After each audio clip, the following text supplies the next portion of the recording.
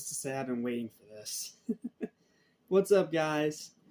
Welcome back to Animation Station, your most listener for anything and everything animation, including TVs and movies. I am your host, Jackson Small, and as you can see, we are finally talking about My Hero Academia.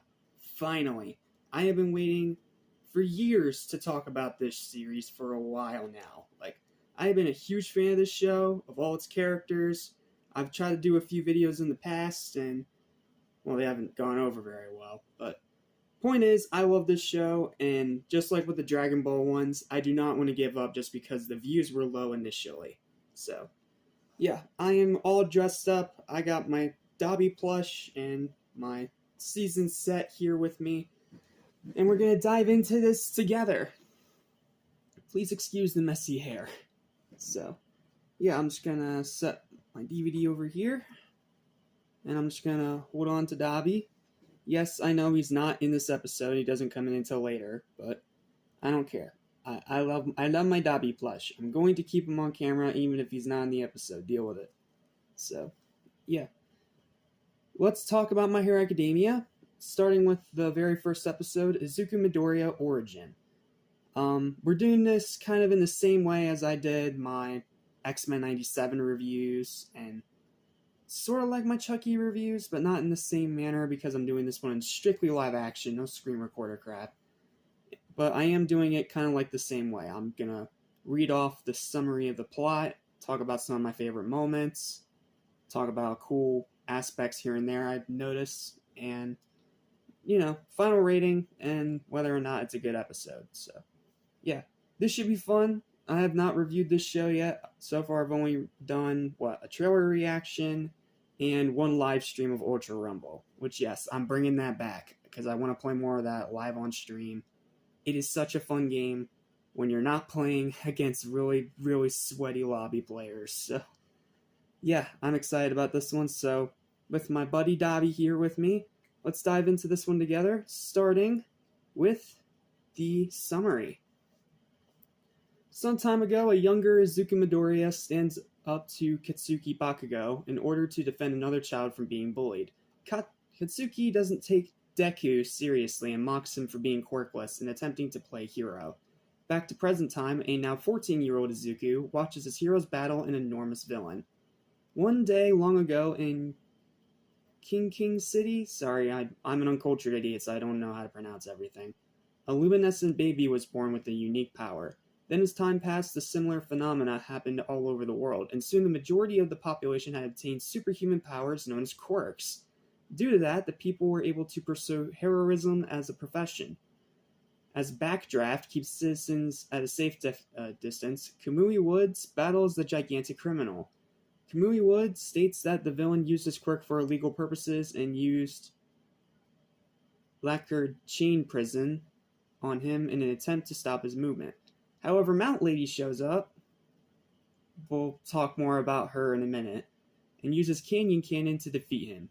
Several people start photographing the heroine as she declares that today is her debut, and asks for the rest to be left up to her.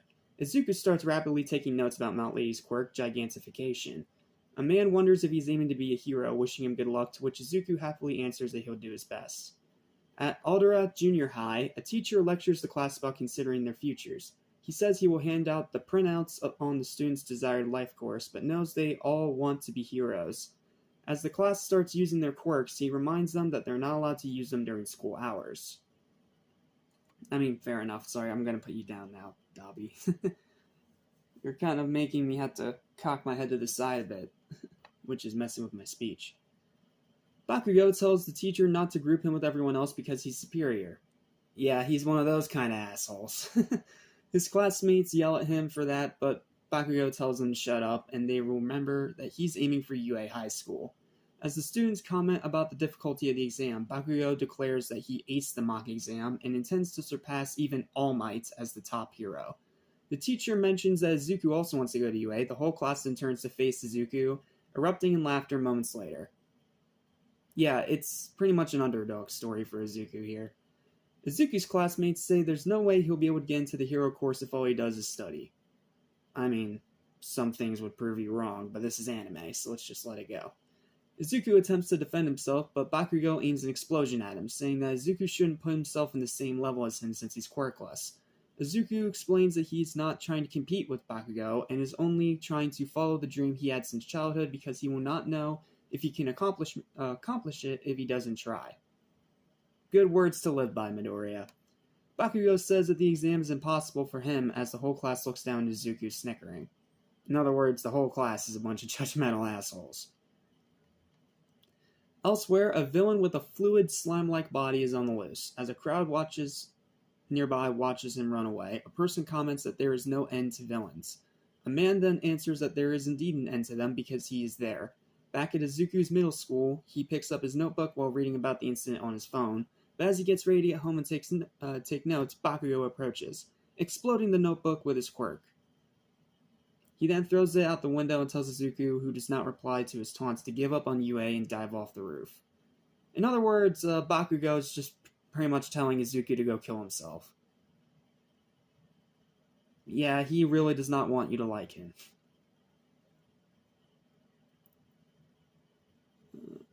As Izuku picks up his notebook, he remembers an incident from his childhood, watching a video of All Might making his debut as a hero, saving over 100 people. Izuku says he wants to be just like him, but is later told by a doctor to give up. He has 2 joints in his pinky toe, which shows that he is quirkless. Okay, that's a weird qualification to be quirkless, but okay. Weird. Later that day, Izuku watches the video again, crying, and asks his mother if he can still be a hero, to which she starts crying and apologizes. That scene gets me, man. Like, this kid just keeps watching this video over and over, but he's crying because he knows that since he's quirkless, he doesn't think he has a chance. And his mom holding him and apologizing, like, oh man, emotional, really well done scene. Back to the present time, Izuku is attacked by the runaway slime-like villain shown before while walking home. Suddenly, All Might appears and uses Texas Smash against the villain, a powerful wind pressure move that defeats the villain. For now. Izuku vaguely sees All Might and faints shortly after. Once Izuku wakes up, he's shocked to see his idol standing right in front of him. He asks for his autograph, but sees it's already in his notebook. After seeing that Izuku is safe, All Might starts leaving with the villain in his custody. But Izuku grabs onto his leg and ends up flying with him. Classic Midoriya. When All Might realizes it, he tells Izuku to let go of him, but Izuku says he'd die if he did. So All Might looks for a place to land. All Might starts bleeding from his mouth and gets worried due to it.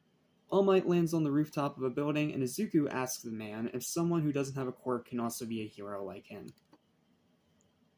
So, yeah, that's pretty much episode 1. It's already a pretty lengthy plot, and it's only going to get even more lengthy as the story gets more complicated, but it's still a pretty great episode. It does what a pilot episode should do. It keeps you intrigued, it gets you introduced to the world, it gets you introduced to the characters and the lore, and it has you fascinated for how it's all going to continue to play out throughout the show.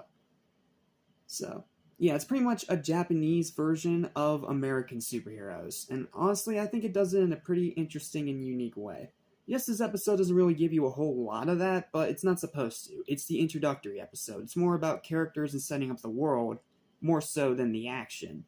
You still get some pretty good action in here, though. I do like the fight with the giant monster. So, yeah, that's pretty much the basic plot. And it's a pretty good plot for a pilot. Now, granted, it is a pilot, so it's gotta be a bit simple, but I mean, it should definitely keep you intrigued on what's gonna happen next, so. Yeah, I pretty much have nothing but praise for this episode. Aside from Bakugo being an asshole. That gets a little much sometimes. Like, don't get me wrong, I like him. He's one of my favorite characters, but he just starts out as such an unlikable douche. Yeah. So, yep, that's about it for that. Any facts or anything? Nope, not really. Okay. So, yeah, a pretty nice short-to-the-point review for a nice short-to-the-point pilot. So, let's go ahead and get into the final verdict. I will put Dobby back on screen now. Final verdict for this first pilot episode of My Hero Academia is going to be a strong 7 out of 10. I can't quite give it an 8 because it is very simple, but it does what a good pilot should do. It gets you intrigued, it gets you hooked, and wants you excited to figure out what's going to happen next. So, yeah. That's pretty much all I got for this review. Thank you guys so much for watching, and I'll see you next time for our review of Episode 2, What It Takes to Be a Hero. We